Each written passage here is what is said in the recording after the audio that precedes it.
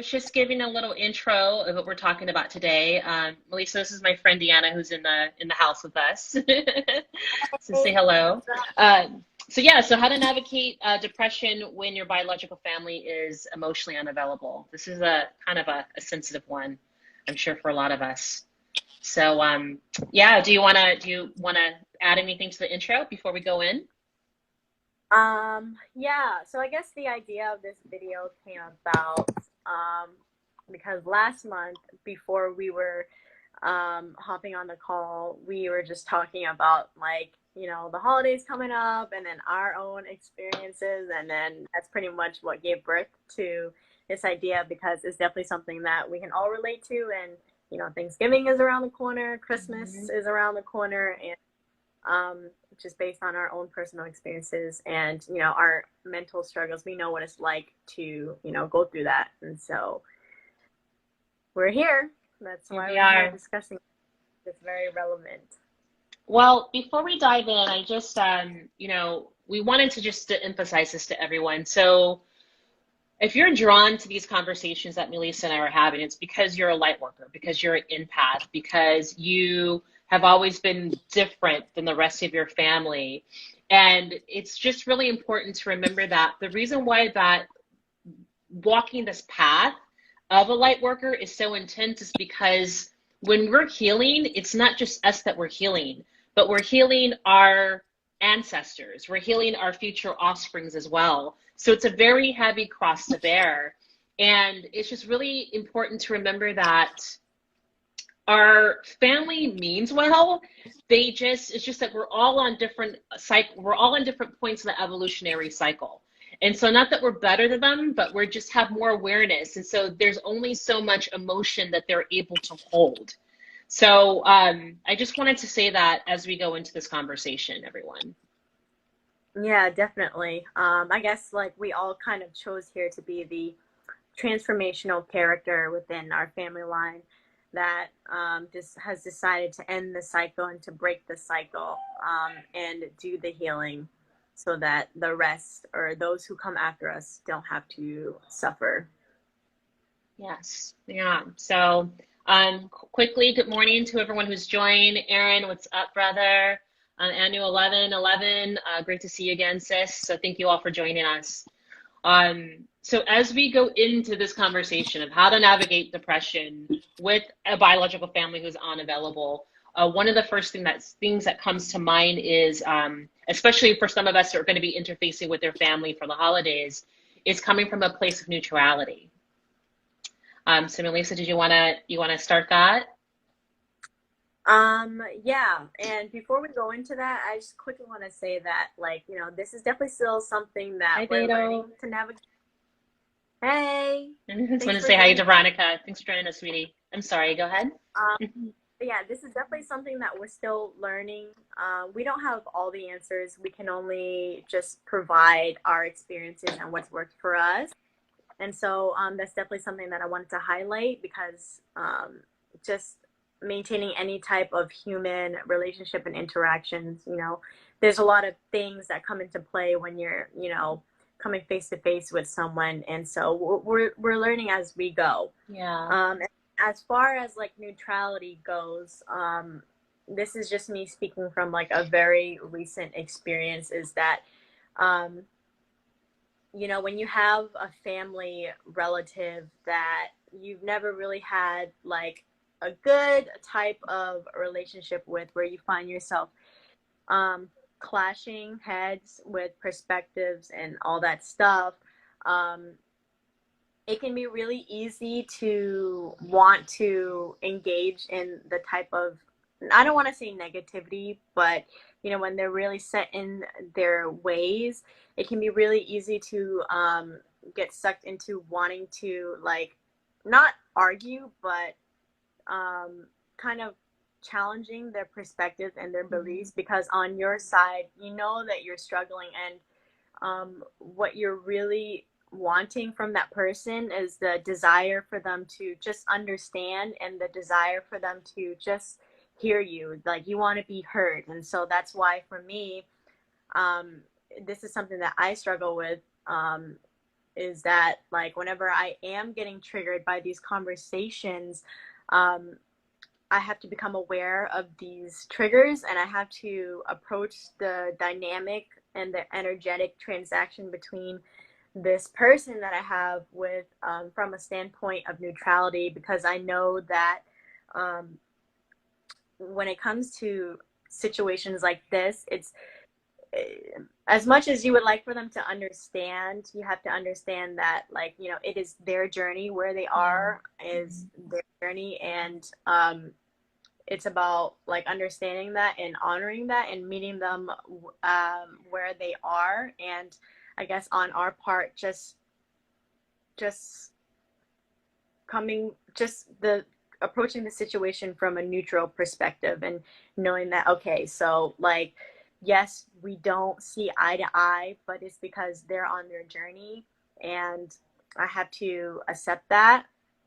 And then we talked about, you know, with that being the case, then what I'm learning is that I have to be very mindful about the conversations that I have with this person, and understand that the type of conversations that we have, what did we say earlier? Because it's at like we cap it. And so like we know that for us to maintain like a harmonious conversation or interaction with each other, we have to keep it at a certain level. And I know that going beyond that level is when there will be friction between the two, and there'll be triggers on my end. And so it's a matter of finding that fine line between that relationship with a difficult family member, so that anytime you do meet them or come face to face with them, it's about maintaining that level of neutrality where you're able to work with each other and not have to deal with inner conflict.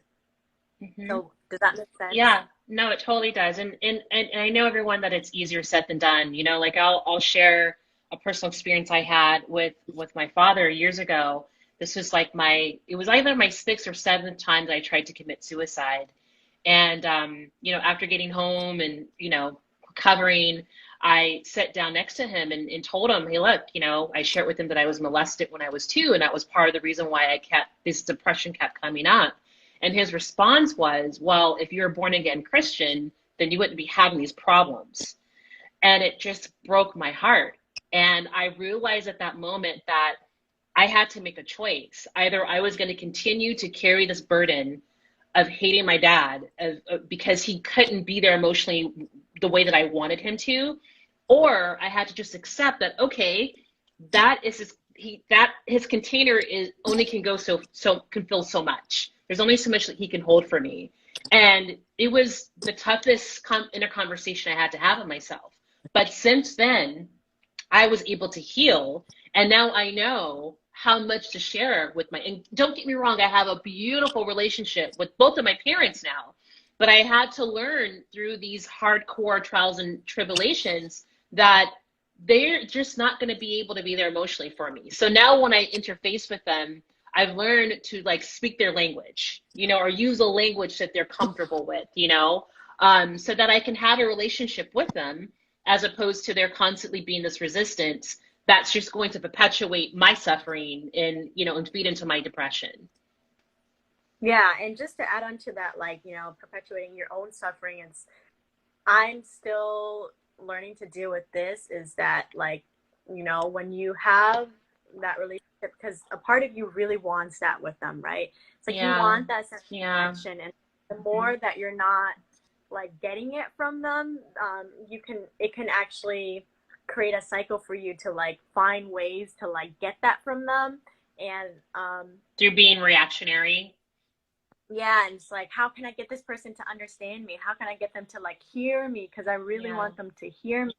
And for a very long time, I would do that, and I would get into that pattern or behavior. And then I realized that just in doing that, and every time where, you know, I try to do that and I'm not getting what that basic need that I'm hoping to get out of that person, I end up having resentment towards that person.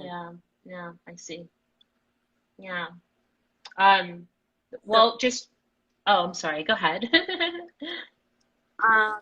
So when you say that, like, coming to that place of acceptance, I feel like that's definitely huge. And that might be something that you might need to like explain more on, because I'm still working towards that place. It's a process. It's definitely a process. It's a process. And keep in mind that, when I had that inner dialogue about my father, this is after like, decades of just like bumping heads with him. And I don't know, I think maybe it comes to a point where you just get exhausted enough, where you just don't want to fight, you just, I don't know. It's just not easy. It gets to a point where you just realize, you know what? I just freaking want peace in my life. I got enough on my plate dealing with my own psychoses with depression. And I just need to just find peace wherever I can. And just that compassion also is is like kind of the magic link to get you there. Because once again, I was able to really, and this is something else that we want to talk about, is part of the reason why that our family are not able to be emotionally available for us the way that we want them to, is because they're not dealing with their own freaking trauma that they inherited, and so on and so on. And again, that's why like people like us who are having these conversations, we are the ones to break that chain through this awareness, through doing our own inner work. And so part of that inner work is being able to have compassion. When you have that compassion, you know that there's only so much they're able to hold. That alone starts to inspire the healing process to forgive them and accept them for where they are. Yeah. Is that clear? Yeah, because that, everything that they're projecting at you is just as a result of, unprocessed and unresolved trauma, and as a result of cultural and social conditions. Hi, yes. Donna Natural. It's Donna Natural, yeah. Hey sis, so glad you're here. We're talking about how to navigate through depression when your biological family is emotionally unavailable. So just really quickly, does anybody have any feedback, anything to share, any questions about this topic?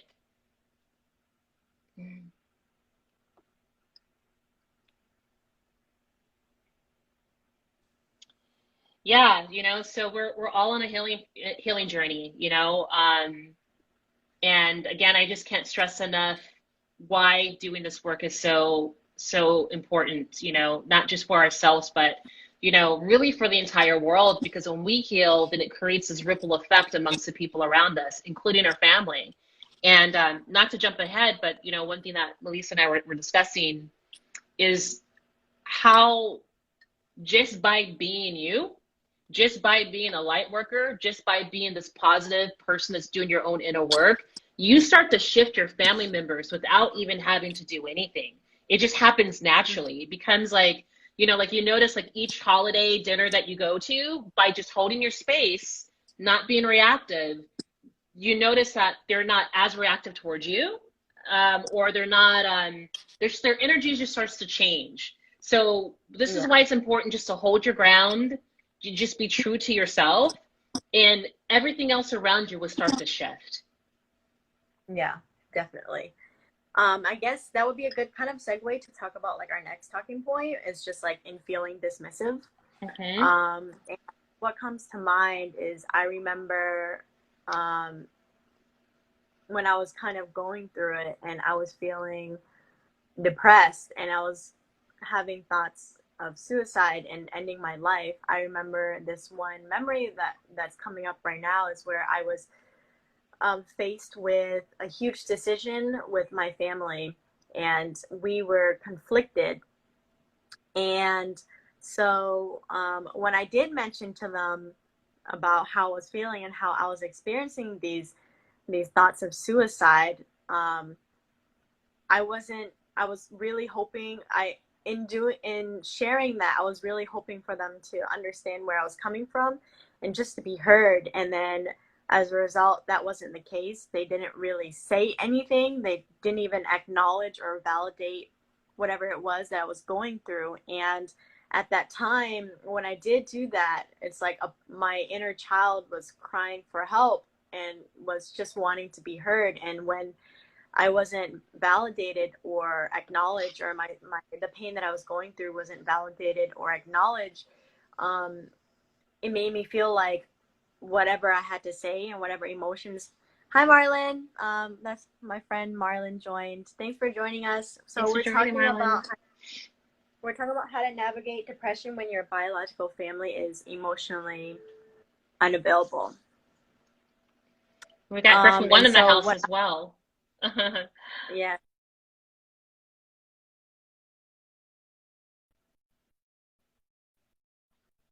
With a huge decision in life to make between my family and I. We were both conflicted. I opened up to them about how I was experiencing thoughts about suicide and wanting to end my life. And when I opened up to them, a part of me really wanted to be heard and be acknowledged and validated. But when the time came for me to do that, they didn't really pay any attention. They just looked at me as if I was crazy and then just kind of like brushed it away. And in that moment and in that situation, I felt like my pain and my emotions didn't matter. And I felt very invalidated, and I felt like my emotions were dismissed. And so then just now looking back at that, I realized that, when it comes to things like this and your family members that, are not emotionally available for you, it's important to not give meaning to those situations when it does come up. And just understand that when your feelings are not validated and you're not getting that from them, that it's important, like I said, to not assign meaning and value to that. And if those needs are not met, then that's where it's your job in your role, to show up for yourself and be that parent for yourself and acknowledge that whatever it is you're going through and validate that with yourself and not get that validation from external sources. Even though, ideally, in an ideal world, it would be nice to have your family support you and validate you, but that's not the case for many of us. And I'm sorry, Melissa, was there anything else you wanted to say to that? Because I wanted to add. No. No, okay, yeah. So as far as like a tool, and this is something I've talked about before. So there's a model that I practice with my clients called internal family systems. And so with this, it's a cognitive behavior model. And so what this model states is that we all have various parts within us. We have our wounded parts, then we have our parts that are protecting the wounded parts, then we have the self. And the self is the part that's connected to spirit. It's that part whenever you're having like the shittiest of shittiest days, but there's that little voice in the back of your mind that's like, you got this, you're good, just keep going, everything's going to be okay. That's the self. So that's the inner loving parent. So that's the part that can replace the lack of love or the attention or all the emotional support that you needed from your parents. That part can fulfill that. And that's where inner work comes into play. That's what we really mean when we say self-love. We are capable of welding, of like sewing and healing the wounds that was caused from our childhood. And I want to share this too Yeah. with you all.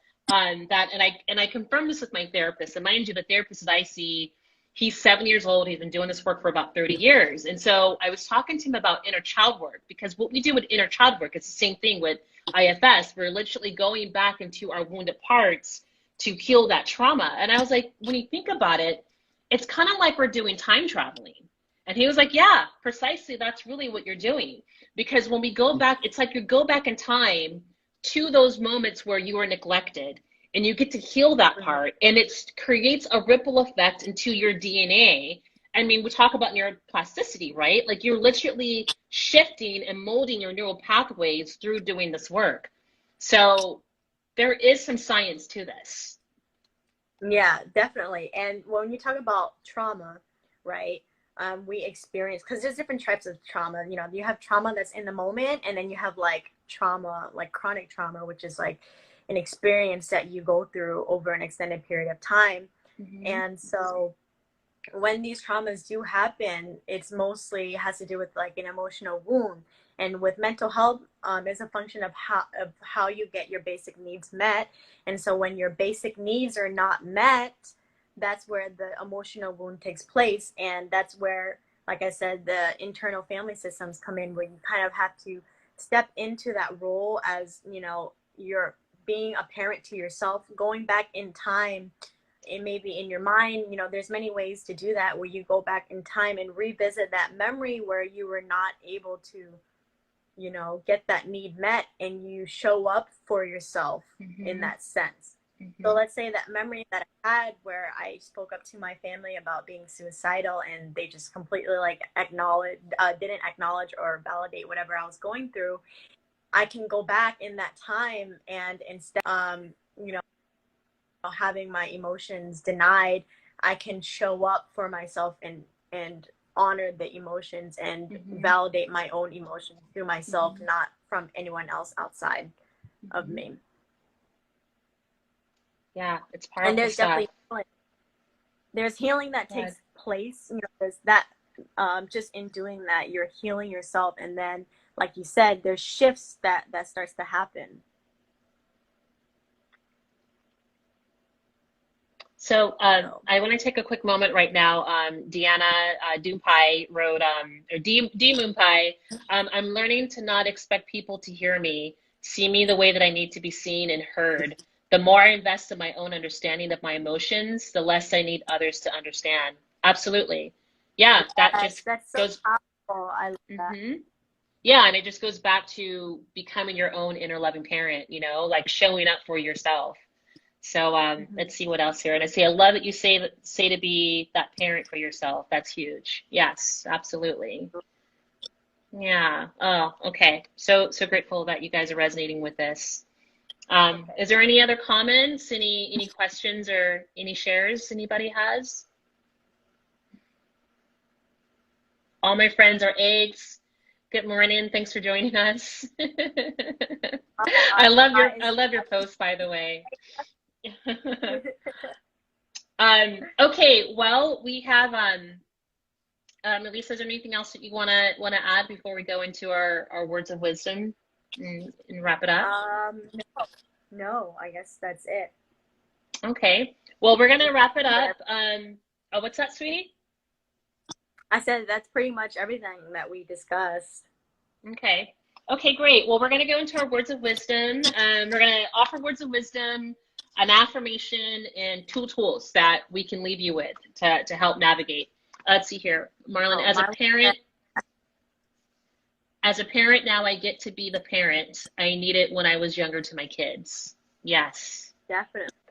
And in doing that, like, you're ending the cycle and you're breaking the cycle. You will no longer pass on, you know, what was projected onto you, onto your kids. And so you're giving them a chance to, you know, to not have to carry that burden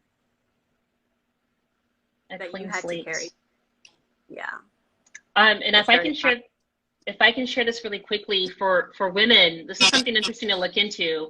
So we have what's called the mitochondria DNA. This is different than the mitochondria organelle within the human cell. This is an actual type of chromosome, and it's only passed down from mother to daughter. So as women, you know, especially since we carry all the eggs in our ovaries, again, this is more evidence that when we do heal ourselves, that we are healing our mom, our grandmother, our great-grandmother, and so on, and also our future daughters as well. So as women, this is like even more emphasized.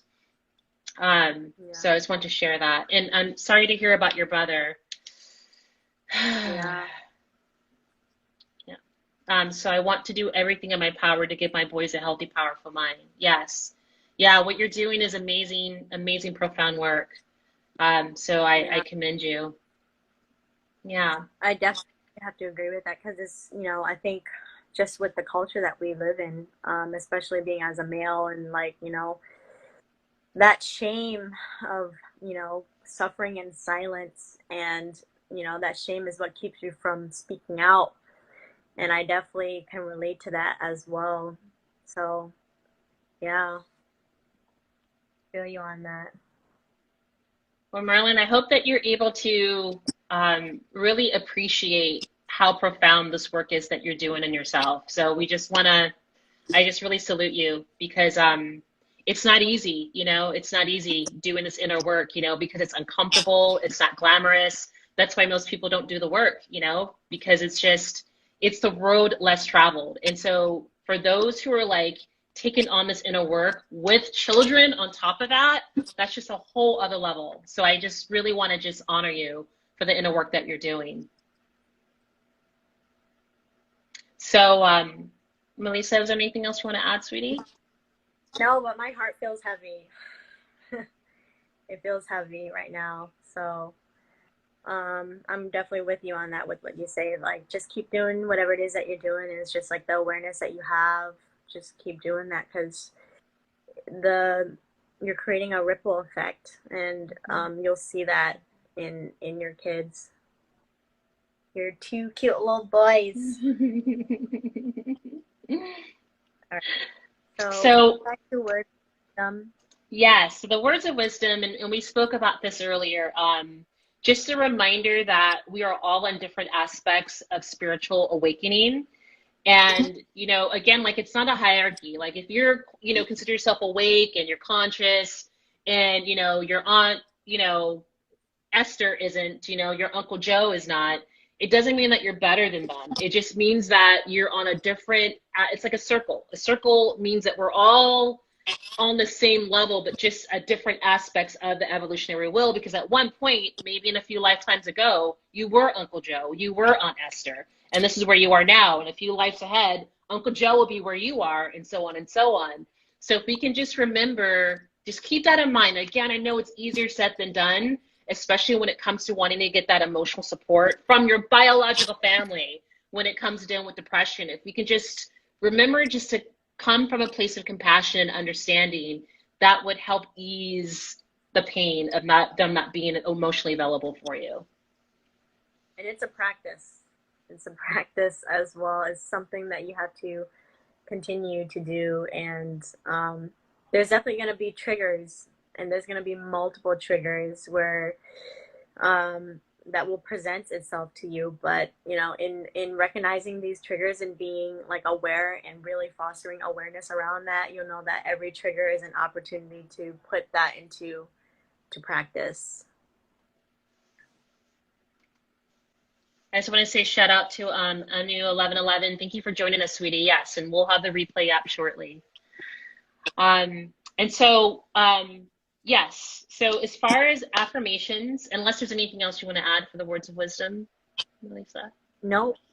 No, that's okay. it. All right. Okay. All righty. Now, as far as affirmations are concerned, and we'll make sure that we'll post this in the description for the replay. But the affirmation is, they are doing the best they could with the knowledge, understanding, and awareness they had at the time.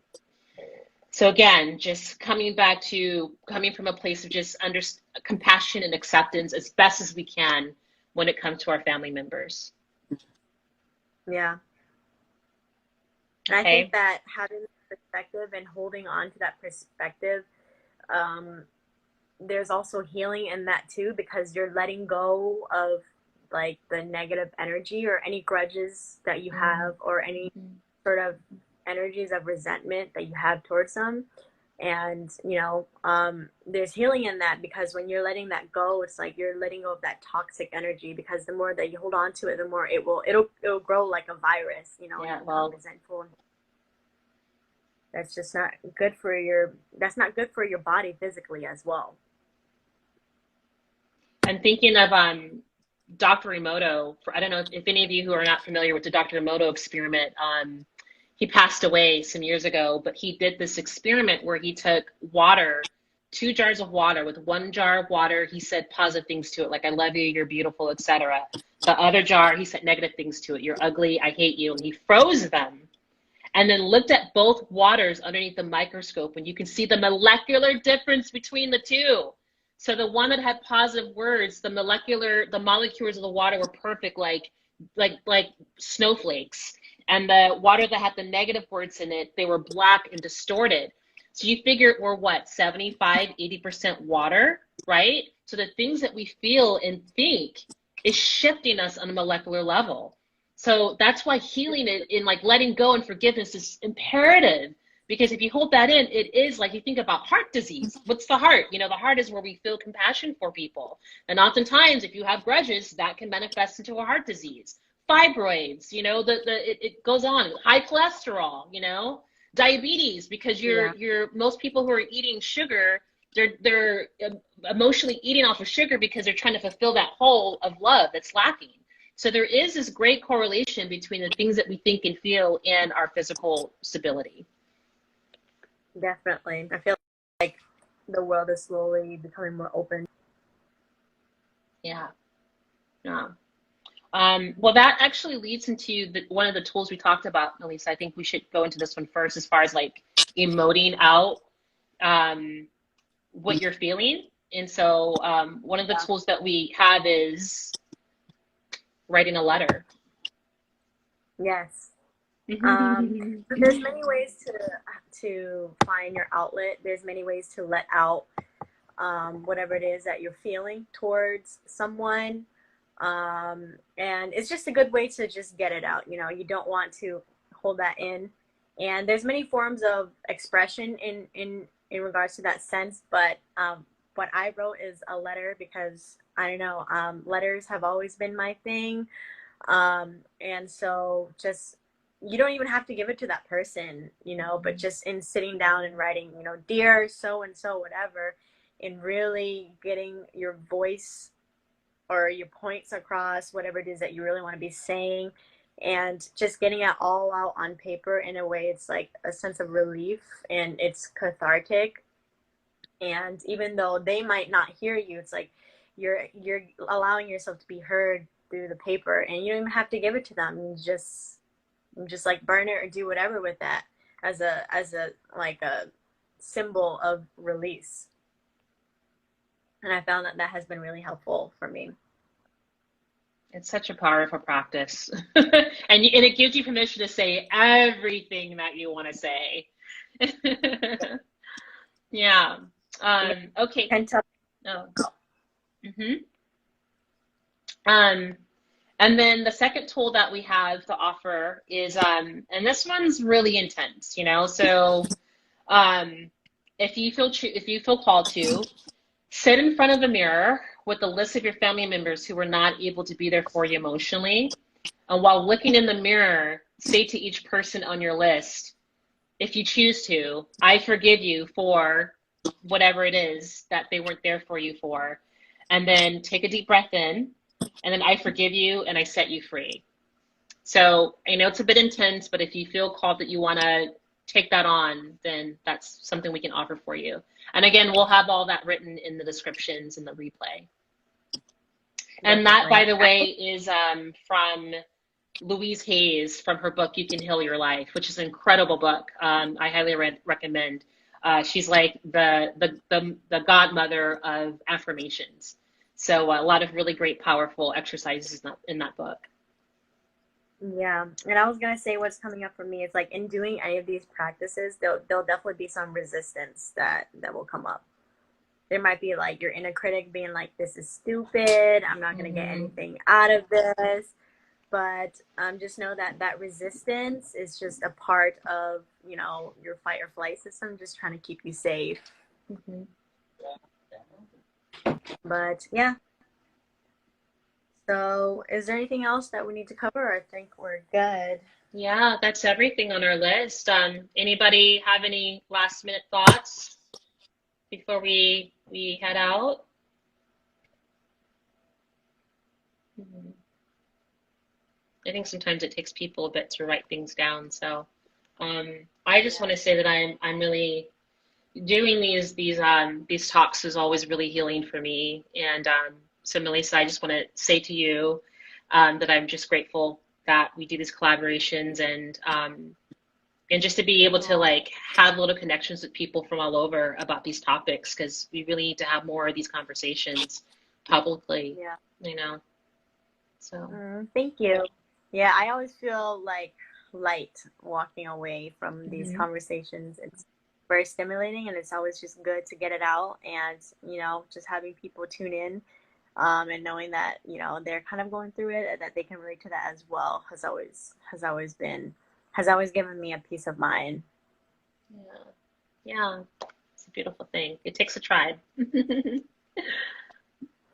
Well, it looks like there's no more comments. So those who are still here with us and those who are catching the replay, thank you so much for joining us in this conversation. And we look forward to the next episode. Yes. So yeah, thank you again, everybody, for joining us. I guess we'll just stay tuned for our next collab for next month. And yeah, we'll see. We haven't really figured out what we'll be discussing, but that's okay. But yeah, make sure to stay tuned for that. And everybody who has like been supporting and tuning in just for our monthly live collabs, thank you so much. And just thank you for believing in our mission and impact with all of this. All right, everybody, take care. Okay. Okay, bye. Bye.